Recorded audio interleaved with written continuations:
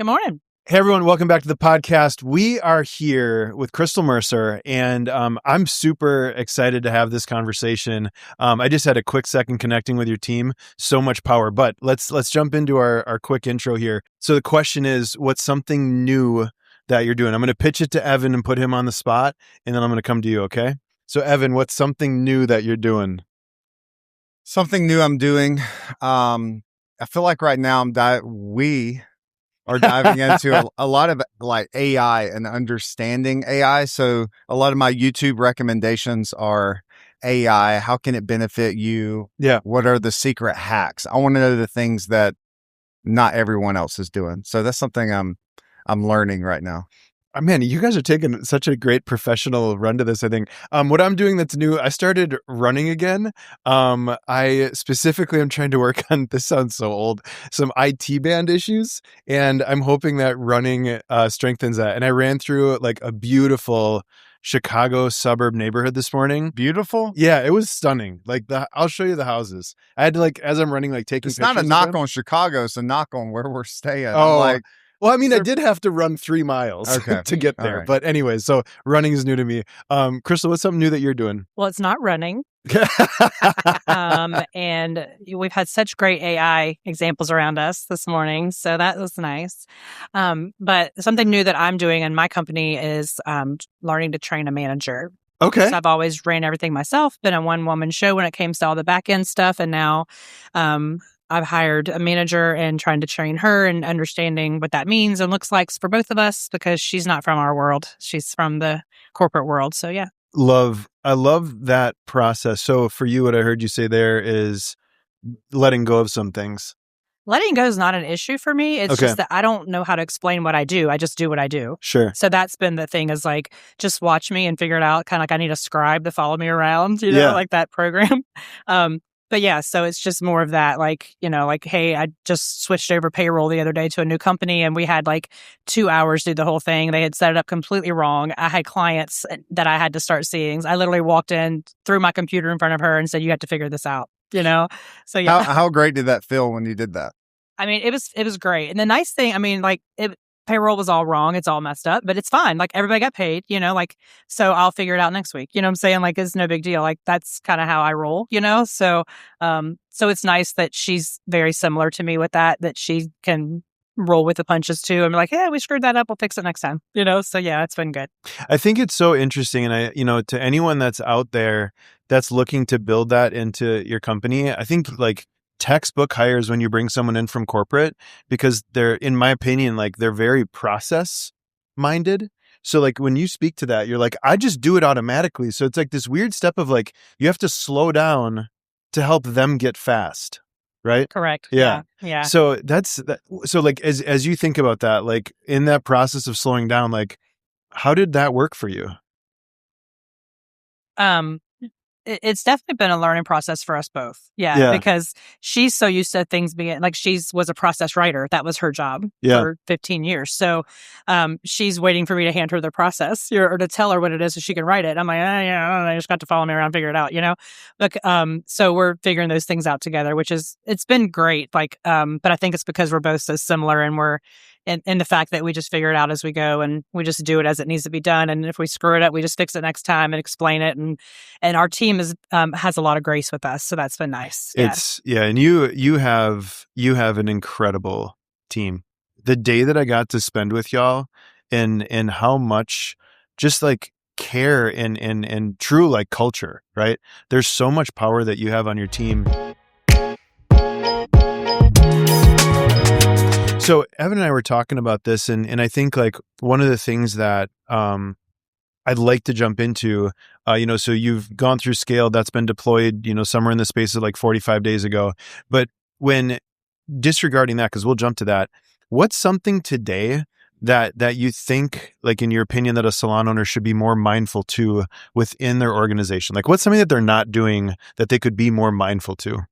A couple of things that I've noticed because I have connected with so many salon owners, and even staying here in Chicago, we have some other salon owners staying with us, and we've had dinner with other salon owners we've met that are all around the country. And I think that the biggest thing that I've noticed is they don't believe the things that they want for their company.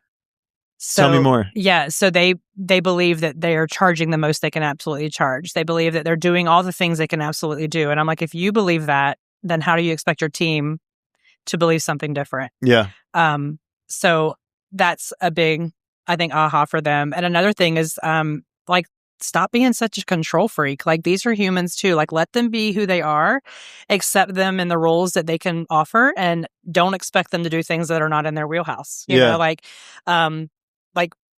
I'll give an example. We were at dinner or something, and one of my team members said, "Hey, do you mind if I go do so and so?" I'm like, "Girl, you grown." Yeah. You know, like, I'm not your mom. You don't have to ask permission to go do what you need to do. Like, you know, yeah, like, so, and that's because they came from a culture where every time they left town with someone, they were expected to, you know, be, you know, told what to do. And I'm like, girl, no, you know, like, go be an adult. Yeah. And so it's funny because of my team members, when we do leave to go to something like this, they're like, they'll look at me and say, "Is there going to be any adults here?" You know, I'm like, you're an adult. Yeah. Yeah. You know? Well, it also is on its leadership as well, because you've hired the right people. Yeah. I mean, and when I'm hiring, like, I point blank tell them in the first interview, and we have probably 6 interviews with people before they're hired.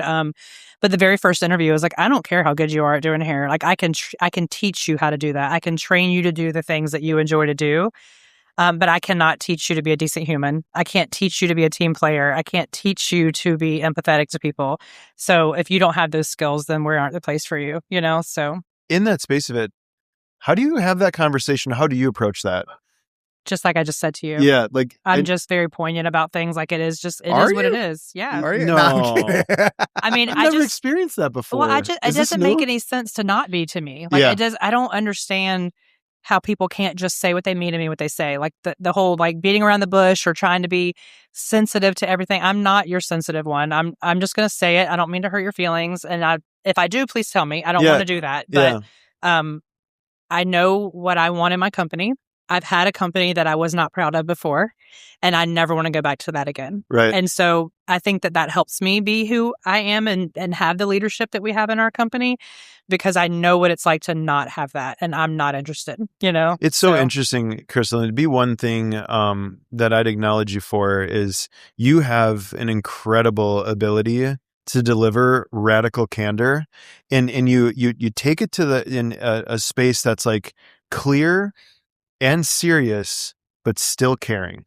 There's still that caring element to it. And I think, like, even as you were, you know, describing that process, like, hey, if this doesn't land well, like, I'm not trying to break you down. If anything, I'm trying to like move up the damn ladder. Exactly. Right. Yeah. I don't want them to be anybody they aren't. Right. But I need you to understand who I need you to be. Right. You know, like, it's okay. You don't have to be that person, but this is what I require to be here, you know, and in my space. Like, I don't want people around me who aren't kind people, you know, and I'm not sensitive. So, I mean, it's not like, I'm not saying you have to be nice and sweet to everybody, because I'm not nice and sweet to everybody. We know. Exactly. But you know that I care about you, you know, 1,000%. Yeah. And if I'm like riding your tail because you aren't hitting your numbers, or because you know, aren't speaking to guests with care, then that's because I want you to do well. And I know that even if you aren't doing it here, if you leave this company and you go to another company, or even start your own company, and you still aren't doing it, you still aren't going to be successful, you know? So my job, I feel like, as a leader, is to make sure they're successful no matter where they are, whether that be in their personal life, in another salon, wherever. And and that's how you win. And it's so interesting because, like, there's we talked about last night, like, the idea of, like, leave a place, leave a being, leave an organization better than you found it. Right. Absolutely. And in that area of it, you know, the idea that people stay with you forever is just, it's a fallacy. It's a fantasy. But in the other part is, like, serve them really, really well, and allow them to go on wherever that is, when that is, that they leave better than they came in. You know, we still have team members who have left us to pursue different things for their families, and I'm perfectly fine with that. I've done that. You know, I've left companies and to pursue other things. Matter of fact, on the flight down yesterday, or Friday, I don't know what day it is, but flying in on Friday, one of my team members who left about a year ago messaged and said, "Hey, are you guys going toward the Orlando hair show?" I'm like, "Yeah." She goes, "Can I go?" I'm like, "Yeah." You know, I mean, she doesn't work for us. She booth rents at another salon a few miles away, and she still wants to come hang out with us, you know? That's so cool. Yeah. And one of those team members who are on our team, she plans to move in a couple of years because her boyfriend is in the military. So he's going to get stationed somewhere else. Can I still go on hair show trips with y'all? You know, like, And that's the kind of culture I want to build. I want them to know that I care and love them no matter what they're doing in their life. That, like I want them to know that they always have a safe place to fall, And I think that's important because I didn't have that when I was younger as a stylist, and I want that for them. Yeah. Yeah. And that's one thing I if I can pivot into, talk a little bit about scale with you, when I look at a company, it's what is the brand? What is the tenure of the brand? What is the value of the brand? And then it's the culture that makes up all those things. Like you can't have those first three without culture. And I think, with you and you spoke to it about like, I had a company at one point that I really wasn't proud of. And you looked at those things, like when you look back in that area, because I think it really like all of those things validate what we charge, right? If you don't have brand, I don't think that you have the ability to leverage price point. So when you look at that, like what else was really important for you brand wise? Because y'all are like going into a new space, like, and you guys like your space currently is great, right? And you're outgrowing it. Is that what the situation is? Yeah, we have 25 employees and only 10 styling chairs. So we're double shifting. We're only in 1,500 square feet, and we're going to be going into 3,350 square feet. So yeah, I love that you know it down to the zero because I know how much it costs per square foot. So I want to talk on this real quick. So looking at the process of going through scale. What was something that impacted you that you maybe weren't expecting? Because for all of you that are listening, you are very aware of your numbers and you're very aware of your financials. So what was one thing when you look back to that process that you either looked at differently or was something that you weren't expecting to see? So the biggest thing for me was we were parts and service and that kind of thing. And I was just trying to make it simpler for my team to, quote pricing for new guests because we see so many new guests in a month. So I guess that one of the things that I was shocked by was how in their head some of the team members were about it. Like, oh my Lord. Yeah, like how like freaked out they were about switching up the pricing. And when I broke it down for them, some of their guests were paying $4 more on an entire color service.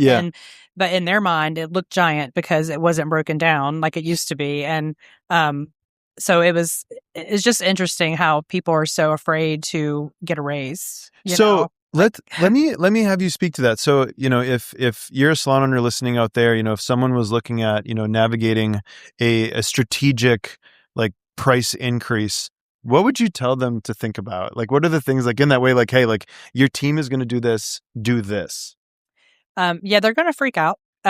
So again, I'm very clear about my expectations with people, and with guests even like, hey, we had some price adjustments and this is what it looks like. And, most of the guests were super okay with it. The lower ticket price items like men's cuts, things like that, like those guys kind of freak out a little bit. They're still coming. Yep. Yeah. We do have a level system. So it's like, hey, no worries. I have 19 other people here who charge less, who do just as great a job. They've already done half your hair anyway, as they assisted, at some point in their career here. And so it was just good to kind of let them know it's okay. Your feelings are valid, you know? Yep. But also when you go to Walmart to buy a gallon of milk, they don't tell you, I'm sorry that the milk went up. I hope you still want it. Right. Like you just buy the milk, like when the gas goes from $2.99 a gallon to $5.99 a gallon, you still have to have the gas, and I want them to be able to, like you guys say, live in the community that they serve. And if they're not making a living, then why even show up? I don't want them to have a second job. I don't want them to not be able to pay their bills and have to live with their mom forever. I want them to be like the 20-somethings in my company who are single women who bought their first homes alone. Like that's what I want for them. So just helping them to see that this is a strategic plan to get them to the life that they desire. I think like too, Evan, when you think about the ability to, attract new humans into your company, being like when you explain to them that like, hey, like this is based so that you can live in this community. Like when you say that to someone, do you really feel that they understand like what it is that you're saying and how important that is? If you're attracting the right people, like we just did an interview on Friday. This girl's like, hey, I'm going to be honest. Like she went to college for business. She's like, I've got corporate options. Like it's on the table, but I really want to work here. Yeah. Like, do I have a shot here? And I'm like, man, you got a shot. Yeah. But like showing them that growth path. Yeah. And how much you can make at level 1 and then level 2. And like, we want you to live. Nobody else is doing that. And they're visually see it and they're like, oh, and for a lot of people that come in for interviews, they're thinking, my parents, this would be great to show my parents, right? Because the parents are like, I wouldn't say most, yes. I don't want to generalize, but like, they're probably thinking, she's got these corporate jobs, but yet, you know, she's going to go make $25,000 as a hairstylist. But then I asked like, hey, what are your goals? I said, where do you see yourself in 5 years? She's like, I want to be making 6 figures. I want to have freedom where I'm not working 100 hours a week. And I was like, well, corporate jobs, you know, like that's probably not where you want to go. And you can pave your own path here. So if you're interviewing the right people, and attracting the right people, like we all sitting here know brand, we know like, you know, you're going to attract some people. It's like, hey, we love you. You're great. And you've kind of stated this. It's like, hey, you can go be successful somewhere else. But like here, this is really what we're focused on. But yeah, nobody's talking about the cost of living and like, hey, we want you to thrive here in Greenville, South Carolina, not where you have to move 20 minutes away because it's cheaper. We had one of our younger stylists. She's been doing hair about 3.5 years. She was with me in my old company, so she knows how toxic things can be. And now she's in this company. And we had a conversation a couple weeks ago, and her mom's a nurse, you know, and they work 12-hour shifts. And this young lady, full time in my company is 30 hours. So that's a very low, you know, amount of hours. And there's some weeks she didn't even work that. She might work 28 hours in a week. And we were discussing it, and she said, I realized that I make more money than my mom, and she's a nurse. And it's incredible. Exactly. And I was just like, yeah, like this is an amazing career to be in. And if you focus and realize that this is your career, it's not your hobby. Yeah. That you can get the naysayers out of your mind about that you're not going to make any money and whatever.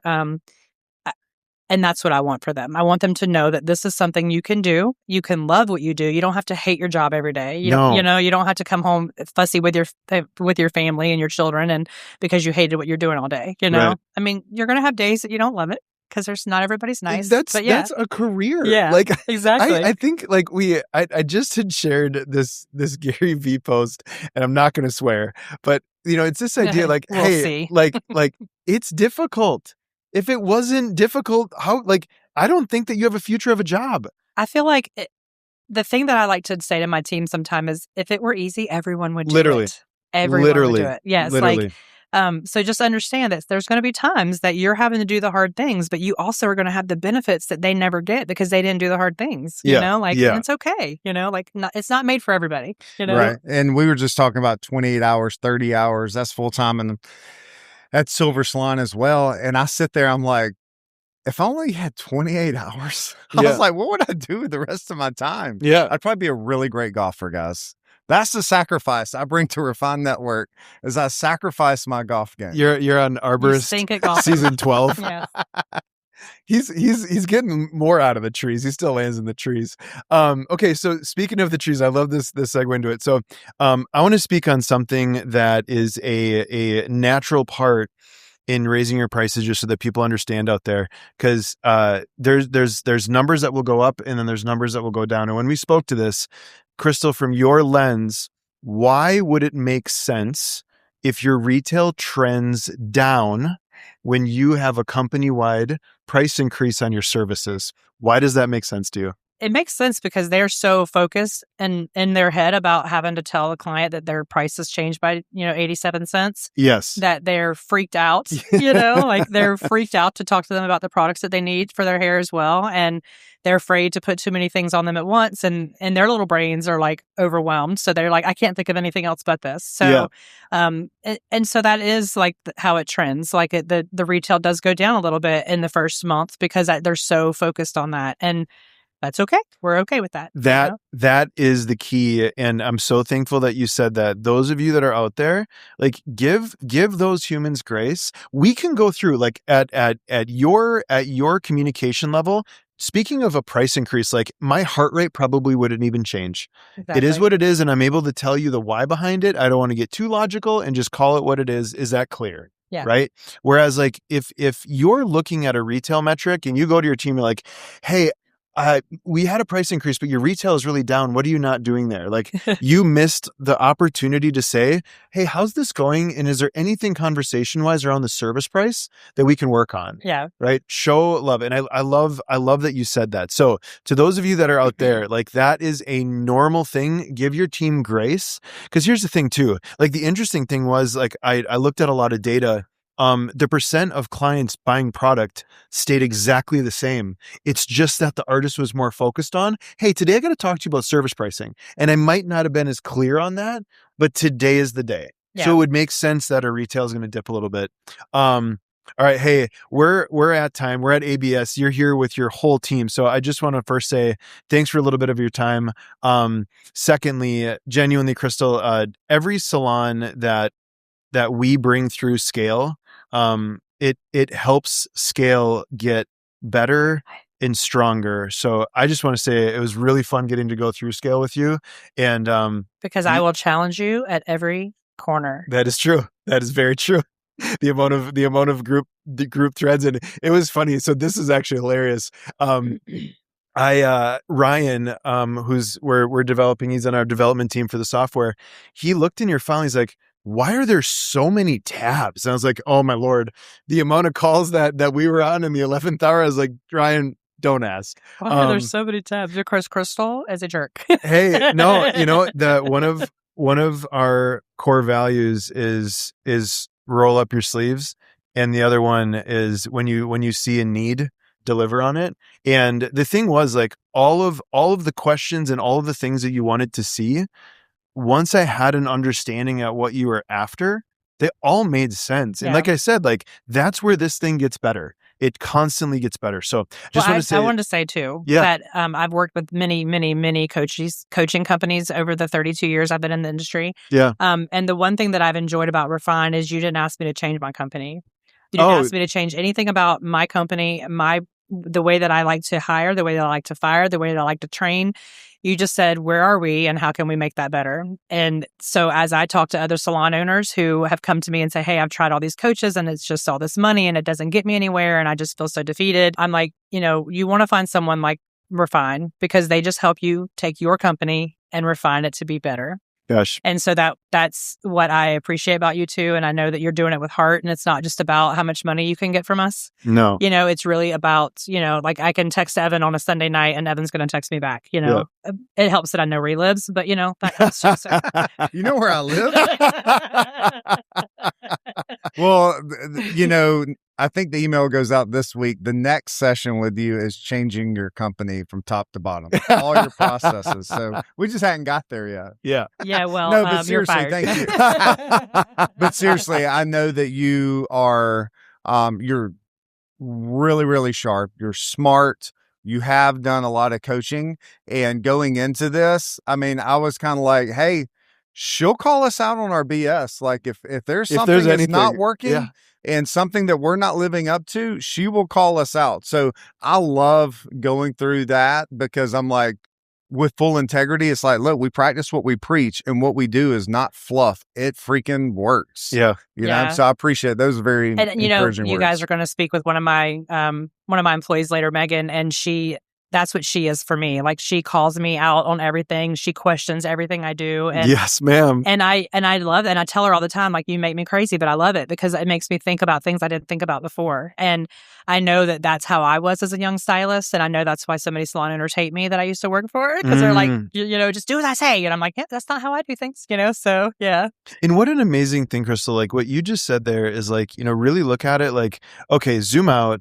and see like this is actually for me. Like it's for the good of me. Yeah. And when you can understand that you have someone that's near you that's able to challenge you, I mean, lean into that. Well, you have to think if she's asking a question, someone else is thinking it too, and they're not asking it. And that's how you lose team members when you're not having those conversations. And so we have the hard conversations all the time. And sometimes the answer is because that's how we do it here. Yep. And sometimes the answer is like, let's think on it, you know? So it's not always like you're going to get your way because you're the squeaky wheel, but I want to know how you're thinking, you know? So yeah.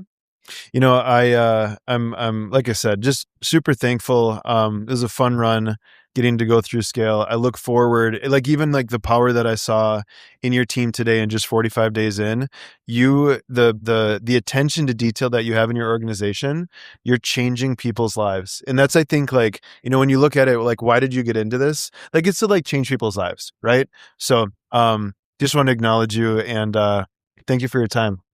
No problem. Thanks, guys.